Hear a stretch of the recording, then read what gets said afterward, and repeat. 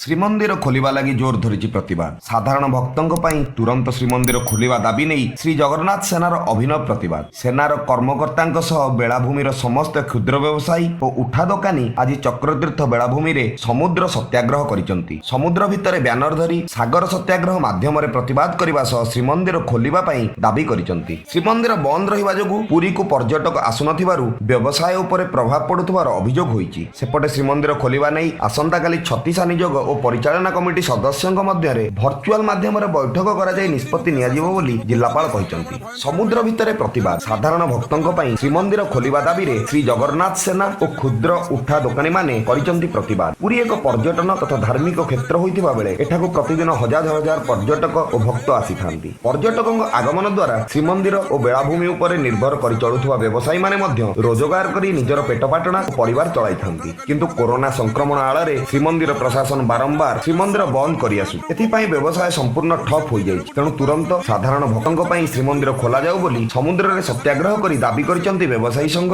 ଓ ଶ୍ରୀ ଜଗନ୍ନାଥ ସେନା। ପରିଚାଳନାଗତ ନିଷ୍ପତ୍ତି ମନ୍ଦିର ବନ୍ଦ କାହା ସ୍ୱାର୍ଥରେ? ତୁରନ୍ତ ଖୋଲିବା, ନହେଲେ ଜବରଦସ୍ତି ଭାଙ୍ଗିକି ବସିବୁ, ମରିବୁ ପଛେ।